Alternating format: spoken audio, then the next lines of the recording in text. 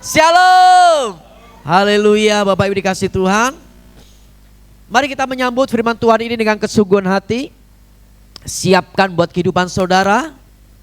Dalam 1 jam ke depan, sekiranya Bapak Ibu boleh fokus dengan ibadah kita hari ini. Dan saudara taruh HP-nya di tas saudara. Dengarkan baik-baik firman Tuhan hari ini supaya ketika engkau hadir ibadah hari ini ada sesuatu yang kau dapatkan, dan saudara pulang dari tempat ini ada sesuatu yang berbeda. Percayalah, ketika engkau sejenak menaruh HP-mu, engkau tidak akan pernah kehilangan berkat yang daripada Tuhan. Bapak Ibu dikasih Tuhan, siap mendengarkan firman Tuhan hari ini? Nah, Bapak Ibu, ada perikop yang menarik yang saya bagi kepada saudara. Kehidupan saudara jangan sampai kita kehilangan hadirat Allah.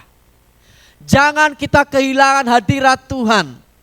Ada sebuah cerita Bapak Ibu, ketika seorang bapak menggandeng anak putrinya yang cantik, dia pergi ke pasar malam saudara. Dia berjalan-jalan ke pasar malam, mereka berdua saudara. Karena saking sayangnya anaknya, bapaknya kepada putrinya ini, kemanapun dia selalu pegang tangannya. Dia selalu memegang dan tidak pernah terlepas dari tangan anaknya. Suatu ketika saudara, ada sebuah permainan yang cantik, ada sebuah mainan yang cantik yang menarik, yang memikat si putri ini untuk pergi ke tempat itu saudara. Nah, karena saking menariknya, saking tergodanya, putri ini tanpa sengaja dia melepaskan tangan bapaknya, dilepaskan, dan dia menuju ke permainan yang cantik tadi saudara. Di dalam arena permainan yang cantik ini ada sesuatu daya pikat sehingga menarik putri ini untuk ke tempat itu saudara. Sehingga apa yang terjadi? Tanpa terasa putrinya ketika sudah mendapatkan yang dia inginkan, dan dia kebingungan saudara, dia menoleh ke kanan ke kiri tidak mendapatkan bapaknya di sampingnya. Apa yang terjadi saudara? Akhirnya putri ini nangis, dia ketakutan, dia cemas, dia bingung, kemana bapakku, kemana bapakku. Dicari karena saking banyaknya orang saudara, tidak ditemukan bapaknya saudara. Di dalam rasa penyesalannya dia mengalami ketakutan yang luar biasa. Dia sudah terpikat dengan apa yang ada di depannya sehingga dia melepaskan tangan bapaknya untuk mendapatkan sesuatunya itu yang dia inginkan, dengan dia kehilangan bapaknya saudara. Sehingga apa yang terjadi? Si anak ini kembali berdoa kepada Tuhan. Tuhan, pertemukan aku dengan bapak. Pertemukan aku kembali dengan bapakku. Akhirnya mujizat terjadi. Bapaknya melihat anaknya sedang berdoa. Dihampiri anaknya, putrinya yang paling cantik ini. Dia peluk. Aku mencarimu. Aku kehilanganmu. Ayo kembali kepada Bapak. Saudaraku yang dikasihi Tuhan, kehidupan kita terkadang seperti itu saudara. Ada sesuatu hal yang memikat, ada keduniaan yang lebih memikat hatinya sehingga dia melepaskan kasih Bapa untuk mengikuti hawa nafsunya, mengikuti keinginannya untuk meraih hal yang dunia ini dengan melepaskan kasih Bapa. Sehingga apa yang terjadi?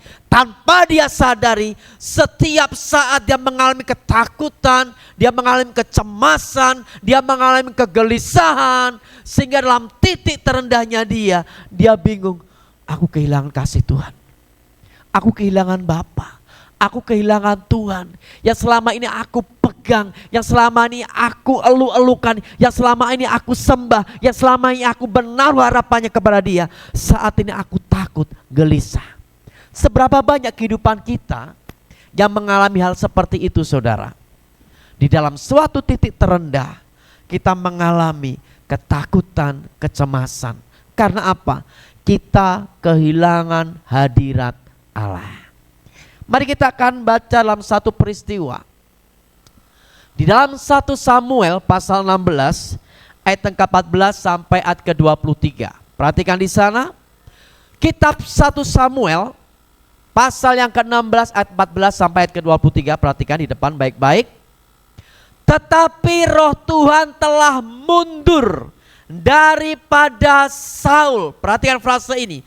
Tetapi roh Tuhan telah mundur daripada Saul. Berarti sebelumnya roh Tuhan ada di kehidupan Saul, betul ya? Dan sekarang ia diganggu oleh roh jahat yang daripada Tuhan. Lalu berkatalah hamba-hamba Saul kepadanya, ketahuilah, roh jahat yang daripada Allah mengganggu engkau. Ayat 16. Baiklah Tuanku menitahkan hamba-hambamu yang di depanmu ini mencari seorang yang pandai main kecapi. Apabila roh jahat yang daripada Allah itu hinggap padamu, haruslah ia main kecapi, maka engkau akan merasa nyaman. Berkatalah Saul kepada hamba-hambanya itu, carilah bagiku seorang yang dapat main kecapi dengan baik dan bawalah dia kepadaku. Ayat 18. Lalu jawab salah seorang hamba itu, katanya, sesungguhnya aku telah melihat salah seorang anak laki-laki Isai. Isai ini adalah ayah dari Daud. Orang Betlehem itu yang pandai main kecapi. Ia seorang pahlawan yang gagah perkasa, seorang prajurit yang pandai bicara elok perawakannya, dan Tuhan menyertai Daud. Kemudian Saul mengirim suruhan kepada Isai dengan pesan, suruhlah kepadaku anakmu Daud yang ada pada kambing domba itu. Ayat yang ke-20. Lalu Isai mengambil seorang keledai yang dimuati roti, sekiribat anggur, dan seekor anak kambing.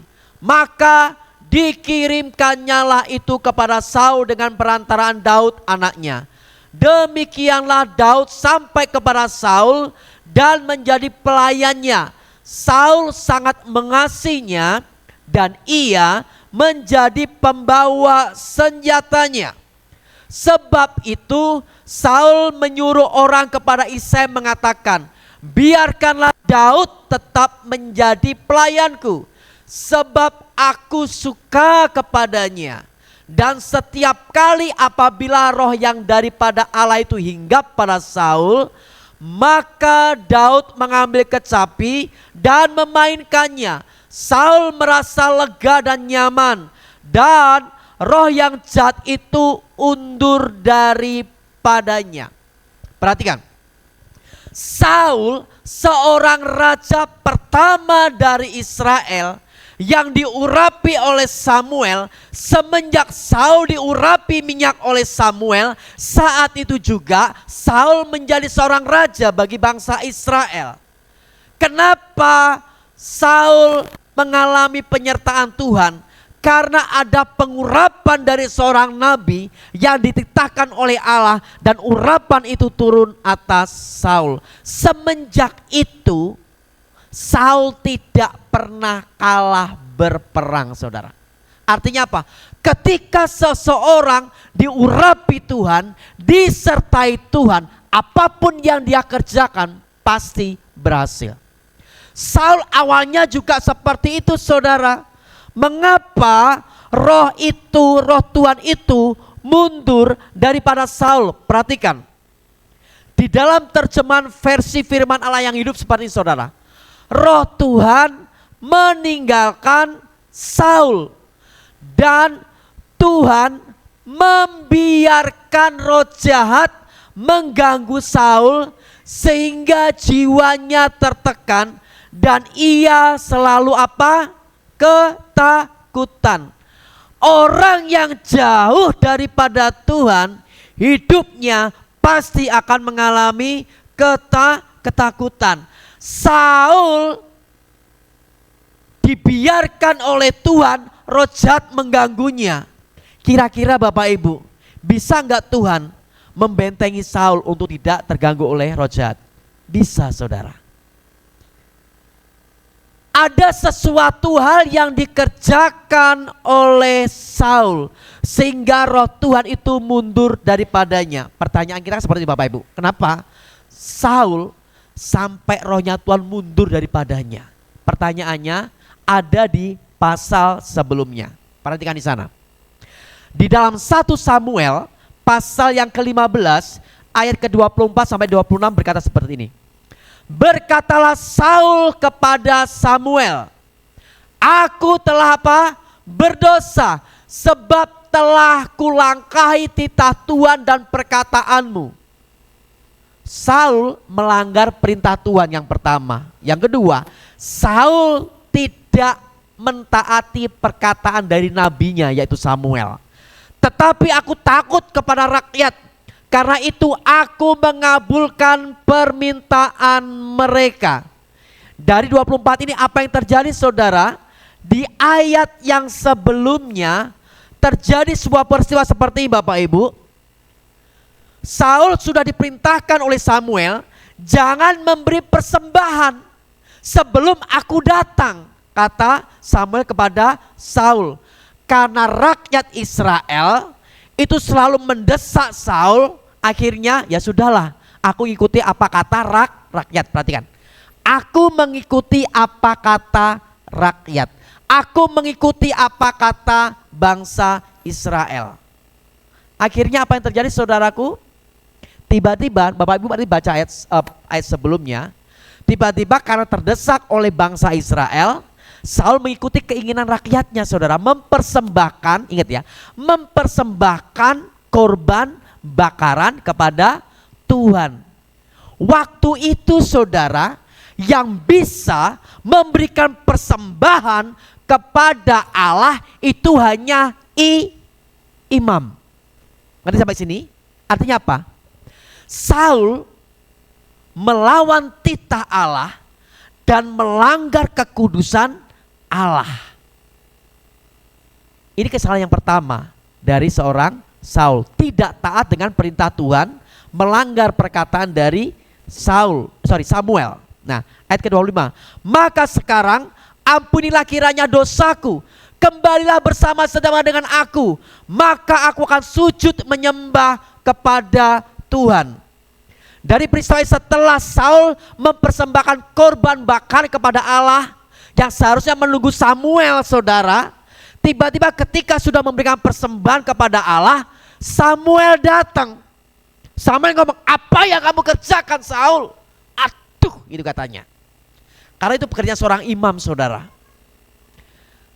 Samuel mengatakan seperti ini kepada Saul, sejak saat ini Allah tidak berkenan kepadamu, kata Samuel kepada Saul. Jadi kalau seseorang melanggar perintah Tuhan, bahaya saudara. Saya jelaskan berikutnya.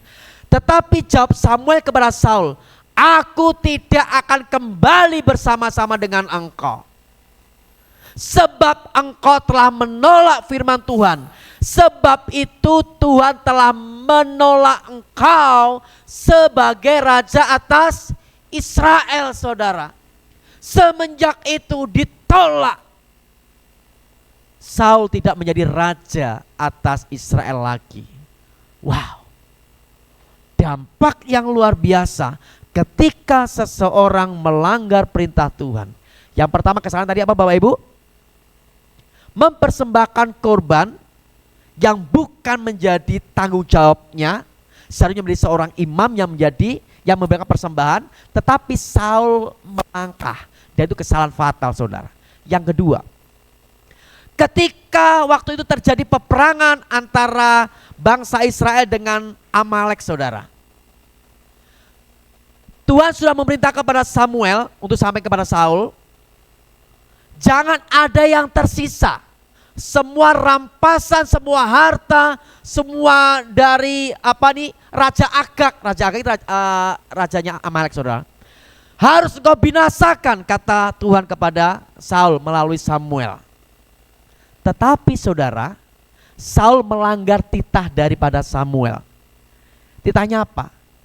Dia mengambil yang terbaik hasil rampasannya, disisakan yang baik, yang jelek-jelek dibinasakan, yang baik-baik diambil.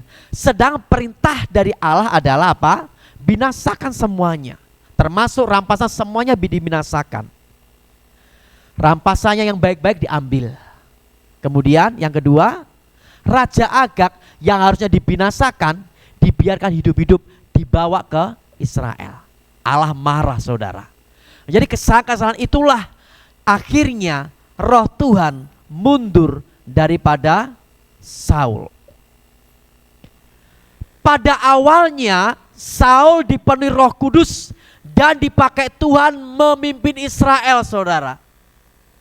Ketika diurapi oleh Samuel, Saul penuh dengan Roh Kudus. Saul penuh dengan hadirat Allah, saudara. Karena kesalahan yang fatal, semenjak itu hadirat Allah undur daripada Saul. Karena apa? Karena ketidaktaatannya. Ia lebih memilih kehendak sendiri daripada perintah Tuhan. Akhirnya roh Tuhan mundur. Ada beberapa hal alasannya kenapa Saul ditolak oleh Tuhan. Yang pertama, tidak taat pada perintah Tuhan, saudara. Saul tidak sabar menunggu Samuel untuk mempersembahkan korban. Ia mengambil alih tugas imam, padahal itu bukan bagiannya. Yang kedua, Saul bangkang dalam tugas melawan Amalek. Yang ketiga, sehingga hatinya menjauh daripada Tuhan. Ini kekejiannya yang terakhir, Bapak Ibu. Saul lebih mementingkan dirinya sendiri, takut kehilangan posisi, tidak dipercayai oleh bangsa Israel lagi. Padahal sudah diperintahkan oleh Tuhan, jangan mempersembahkan korban, nunggu aku, kata Samuel.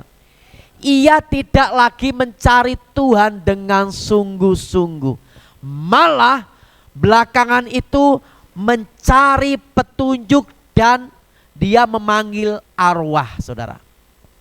Inilah, saudaraku, kalau orang yang sudah menjauh daripada Tuhan, kehilangan hadirat Tuhan, utaknya sudah blank, saudara.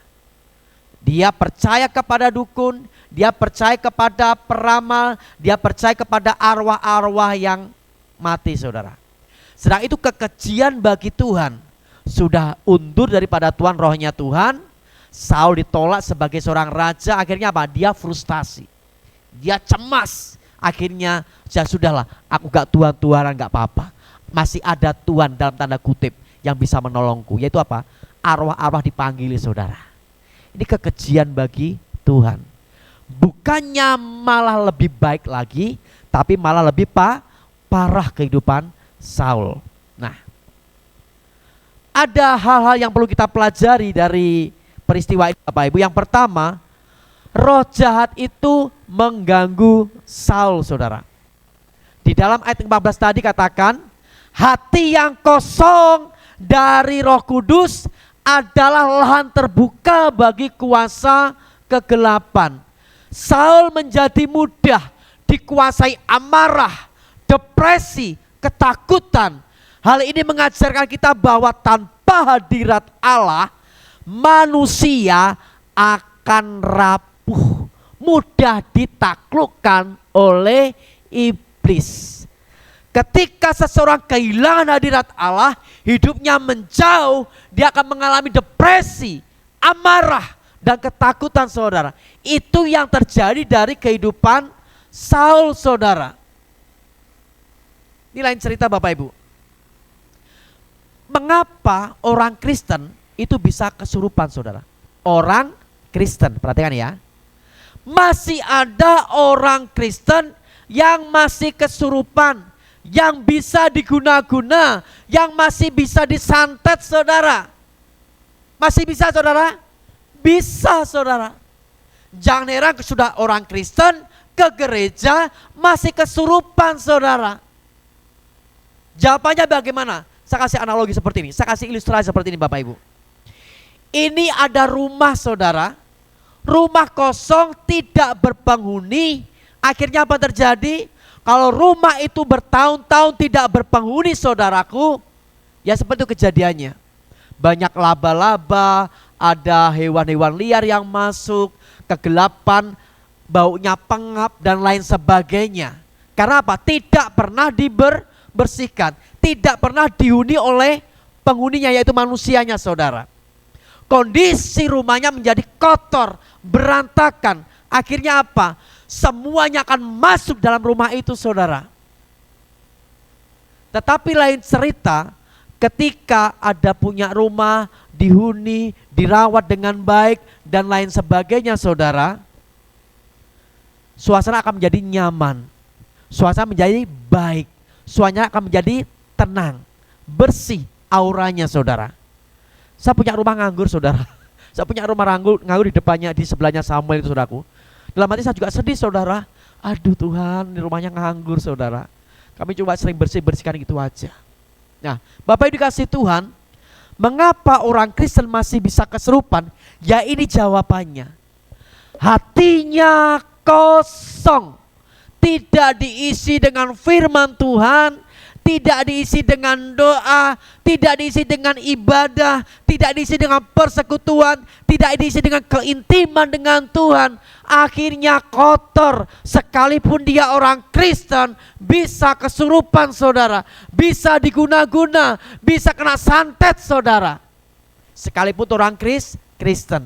Tetapi kalau dia anak Tuhan, tidak bisa diguna-guna. Amin. Karena semua orang Kristen tidak disebut sebagai anak Tuhan. Saya kasih tahu lagi. Tidak semua orang Kristen disebut sebagai anak-anak Tuhan. Kristennya KTP saja, saudara, statusnya aja Kristen di KTP-nya. Tapi hidupnya tidak dalam hadirat Allah. Hidupnya menjauh daripada Tuhan. Hidupnya tidak ada keintiman dengan Tuhan. Tidak berdoa, tidak baca firman Tuhan. Hidupnya jauh daripada Tuhan. Artinya apa? Hidupnya ada ketakutan, kecemasan, kegelisahan dan lain sebagainya. Sekalipun itu orang Kristen. Jadi jangan heran kalau ada orang Kristen masih bisa kesurupan, saudara. Hatinya kosong. Pintu dan jendela hatinya terbuka. Mudah dimasuki dengan hal yang tidak baik. Gampang banget, saudaraku ya. Tapi kalau ada rumah yang dihuni, ada cahaya, ada kehidupan, selalu dibersihkan, dan tidak ada lagi tempat kegelapan. Dan itulah yang disebut sebagai anak-anak Tuhan, yang hatinya penuh kehidupan bersama Tuhan. Dan dia tidak kehilangan hadirat Allah. Dia mengejar hadirat Allah. Dia terus memiliki hubungan intim dengan Tuhan. Dia mengejar Tuhan.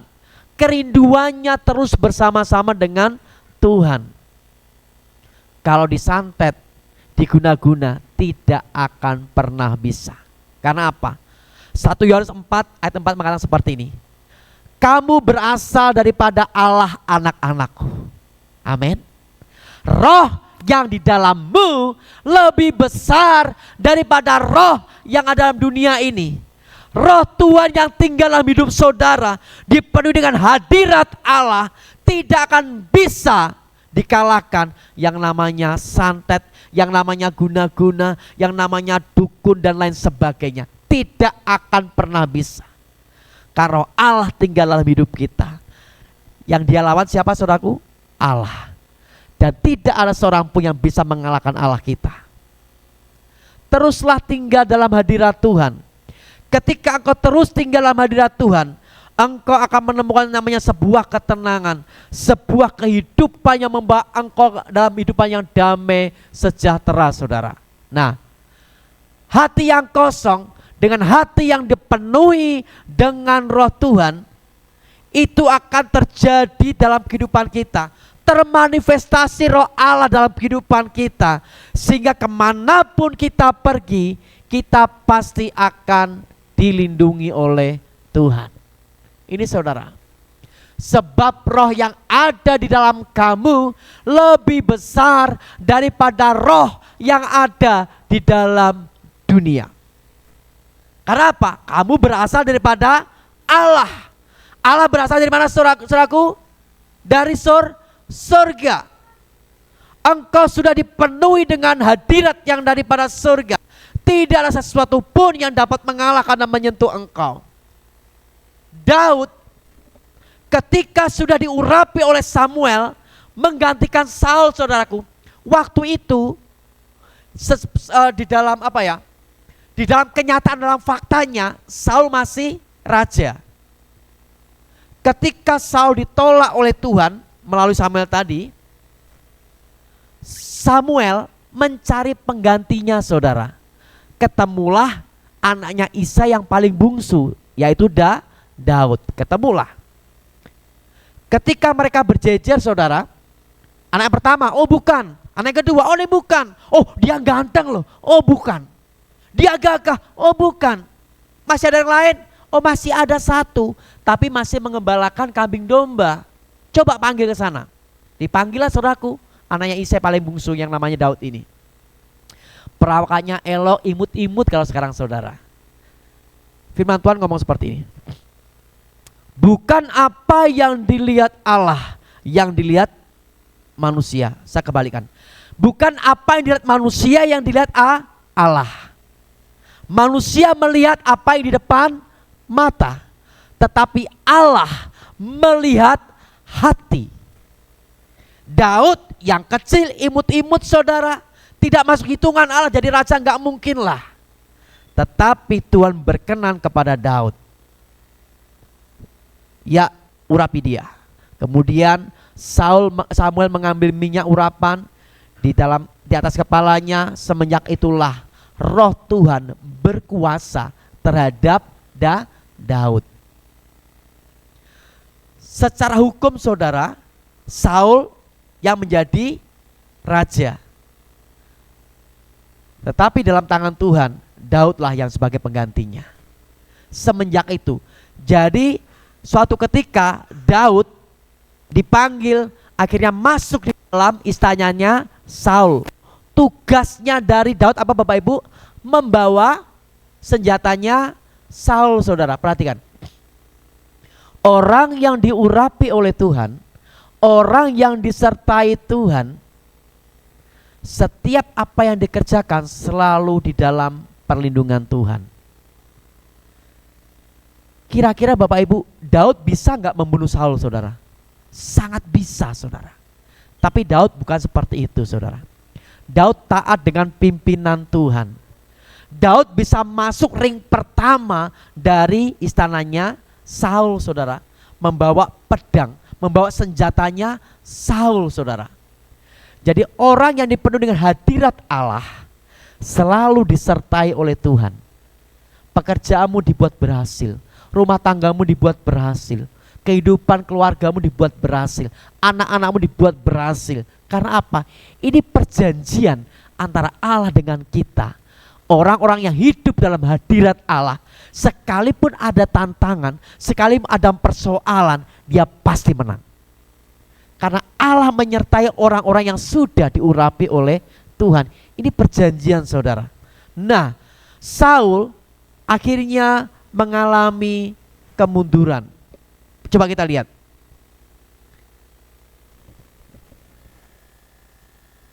Di ayat yang ke-23, Alkitab mencatat setiap kali Daud memainkan kecapi, Saul merasa lega dan roh jahat itu undur. Mengapa, saudara? Karena dalam pujian ada hadirat Tuhan, dan kuasa gelap tidak bisa bertahan di hadapan hadirat Allah. Seperti yang sampaikan beberapa waktu lalu, yang saya sampaikan di Peka, saudara. Di Peka Joy, saudara. Bukan orang Kristen, saudara. Bukan orang Kristen.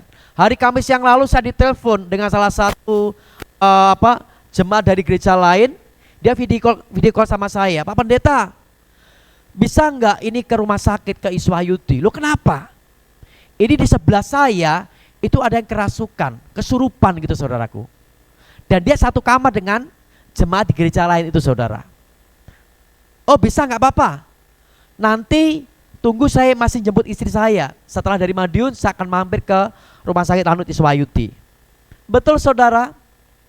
Ketika kami masuk di dalam ruangannya itu, jadi ini ada salah satu jemaat yang sedang sakit, dan ini sebelahnya ada orang yang lagi kesurupan, saudara. Yohanes 4 ayat 1 Yohanes pasal 4 ayat keempat, roh Tuhan di dalam kita lebih besar. Saudaraku, saya ambil minyak urapan, saya doakan di dalam nama Tuhan Yesus Kristus.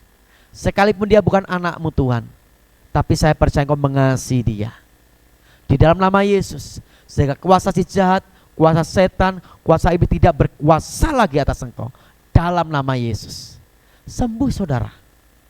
Dia bisa ngobrol. Yang selama ini tangannya ditali saudara, ditali di tempat tidurnya di rumah sakit itu. Kaki, tangan semua ditali saudara. Karena apa? Selalu deleming. Tahu deleming ya?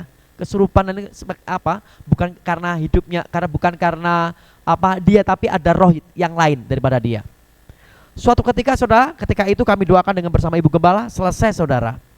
Tengah malam rombongannya datang saudaraku. Rombongannya datang bawa minuman saudara. Bawa minuman yang daripada, yaitu Bapak Ibu,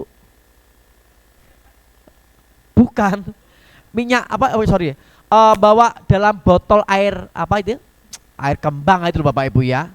Diminumkan saudara, diolesi. Apa yang terjadi saudaraku? Kumat lagi saudara. Malam hari teriak-teriak, nangis-nangis saudara, bayangkan. Lah jemaat yang di gereja lain itu Bapak Ibu, dia ya akhirnya terganggu kan gitu ya. Sudah selesai, diberesi dalam nama Yesus, dikasih jambi-jambi mereka, akhirnya kumat saudara. Nah ini tetangganya Queen ternyata saudara. Nah kita belajar hari ini bahwa pujian itu bisa mengusir roh jahat. Amin. Karena apa? Pujian itu membawa hadirat Allah. Ini kasus yang pertama saudaraku ya. Kasus yang kedua. Nah kasus yang kedua, saya ditelepon dengan jemaat yang sakit kemarin Bapak Ibu. Setengah 10 malam saya di video call. Ketika saya di video call, aduh Pak Pendeta, aku sakit, aku gak kuat gitu saudaraku ya. Kambuh saudara. Saya berpikir saya bukan gembalanya, tapi ditelepon dari jemaat yang lain. Gak apa-apa, sama-sama kita melayani anak-anak Tuhan. Nah Bapak Ibu, singkat cerita kami bersama Ibu Gembala, bersama Nando sama Joy, kami ajak setengah 10 malam saudara. Kami layani dia sampai setengah 11 malam. Apa yang terjadi saudara? Di belakangnya itu Bapak Ibu, ada kuasa kegelapan yang merangkul dia. Sehingga ketika dia cerita, pundaknya merasa berat, merasa sakit semuanya badannya. Kami berdoa dalam nama Tuhan Yesus Kristus, keluar pergi. Selesai saudaraku ya. Akhirnya apa terjadi? Dia bisa tidur nyenyak. Dia WA ke saya, Pak Pendeta terima kasih ya. Ini badanku nyaman, badanku enak, badanku enteng. Saudaraku dikasih Tuhan, pujian mengusir roh jahat. Kuasa doa di dalam nama Yesus, nama yang berkuasa itu mampu mengalahkan segala kuasa kegelapan. Saudaraku dikasih Tuhan. Jadi Alkitab mencatat setiap kali Daud memainkan kecapi, Saul merasa lega dan roh jahat itu undur. Mengapa? Karena dalam pujian ada hadirat Tuhan. Jadi ketika saudara memuji Tuhan, memujilah dengan sungguh-sungguh. Ketika kau menyembah Tuhan, menyembahlah Tuhan dengan sungguh-sungguh. Ketika kau ada di gereja ini saudaraku, manfaatkan betul-betul waktumu persekutuan dengan Tuhan. Sembah Tuhan, memuji Tuhan. Jangan terdiam saudara. Hati-hati loh. Ketika worship leader mengajak menyembah, saudara menyembah Tuhan, memuji dengan segenap hatimu. Agungkan dia, muliakan dia. Karena apa? Dalam pujian ada hadirat Tuhan. Dalam pujian ada kuasa.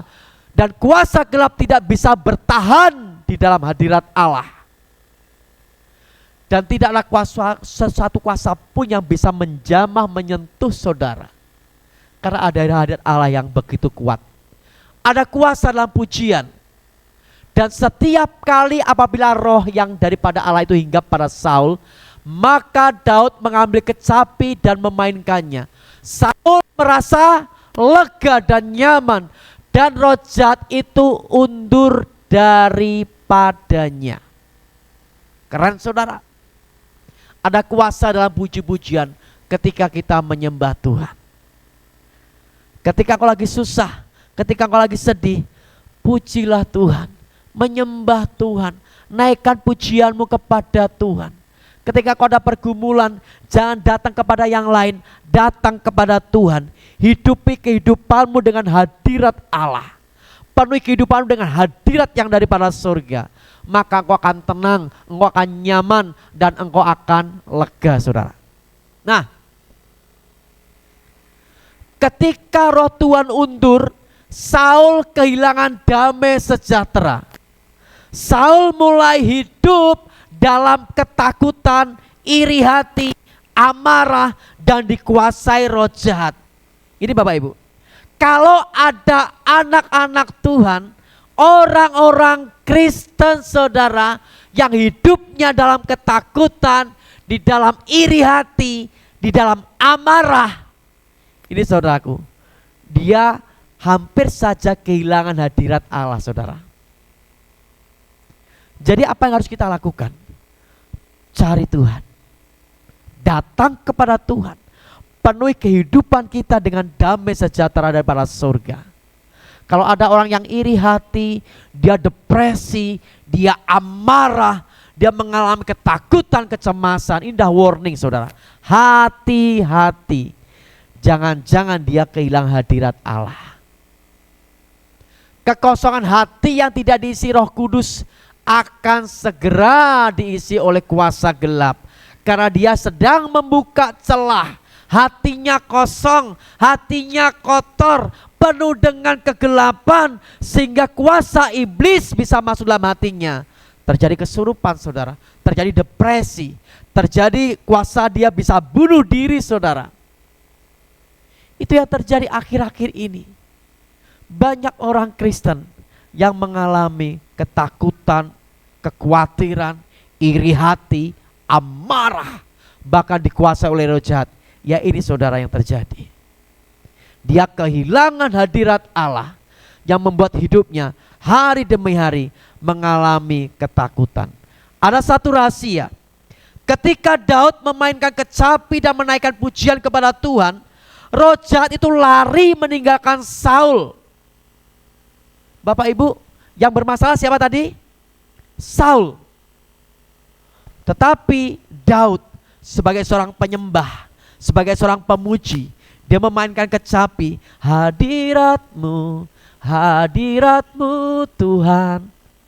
Roh jahat yang menguasai Saul tidak nyaman, tidak lagi berkuasa, dan dia lari.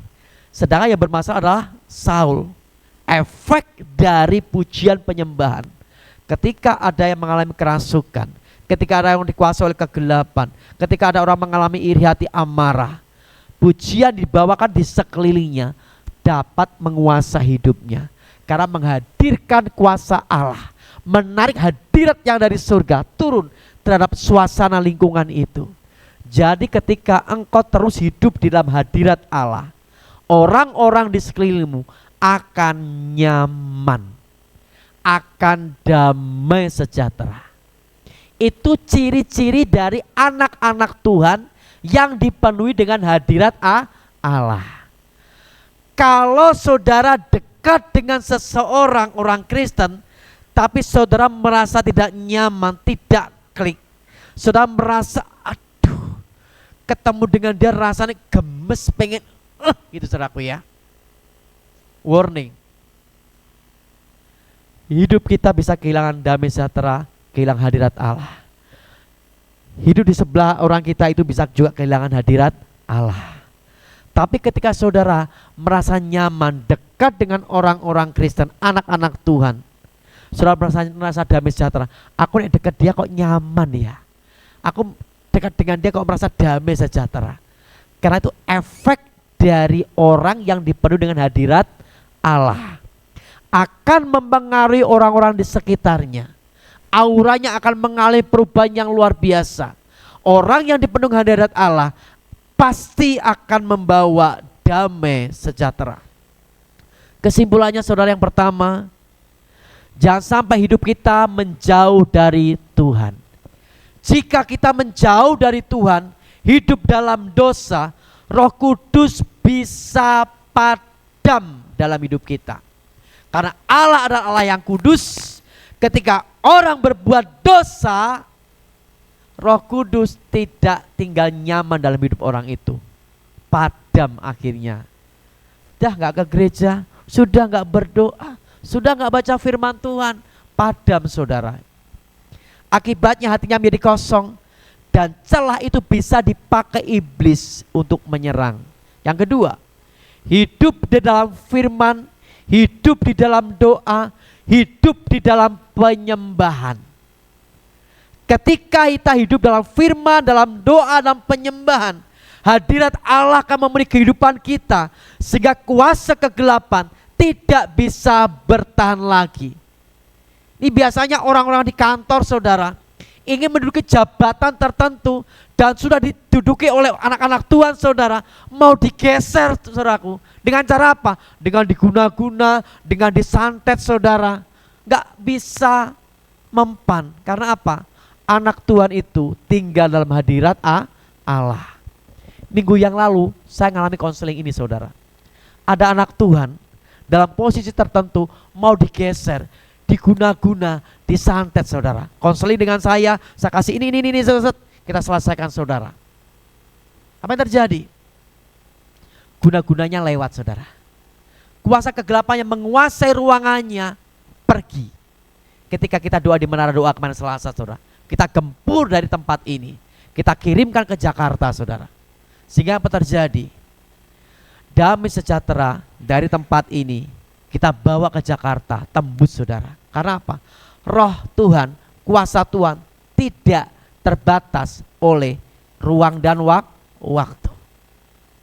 Yang ketiga, jangan beri celah kepada iblis. Hati yang kosong dan jauh dari Tuhan mudah dikuasai oleh roh jahat. Makanya banyak orang Kristen bisa kesurupan, bisa diguna, bisa disantet. Karena apa? Dia memberi celah kepada iblis saudara. Penuh hidup kita dengan firman, penuh hidup kita dengan doa, penuh hidup kita dengan penyembahan. Karena apa? Roh Kudus adalah pelindung, Roh Kudus adalah penolong, Roh Kudus adalah sumber damai sejahtera yang membuat iblis tidak punya tempat dalam hidup kita. Karena ada Roh Kudus yang tinggal dalam hidup kita. Yuk kita minta Tuhan, Tuhan kiranya Roh Kudus jangan undur daripada aku mau Tuhan terus ada dalam hidupku. Seperti Daud, ketika sudah ada urapan Tuhan, ada Roh Kudus dalam tinggal dalam kehidupannya, apapun yang dikerjakan oleh Daud berhasil. Ketika dia menjadi seorang raja menggantikan Saul, perhatikan, Daud tidak pernah kalah berperang. Orang yang dipenuhi hadirat Allah, orang yang dipenuhi dengan Roh Kudus, hidupnya pasti berhasil. Karena disertai langkah-langkah demi langkahnya kepada Tuhan. Kalau saudara mau dipenuhi hadirat Tuhan, jangan tinggalkan Tuhan dalam hidupmu.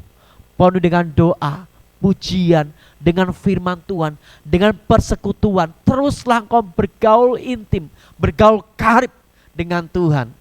Dan engkau tidak akan pernah kehilangan hadirat Allah. Efek sampingnya, hidup saudara selalu dalam penyertaan perlindungan Tuhan.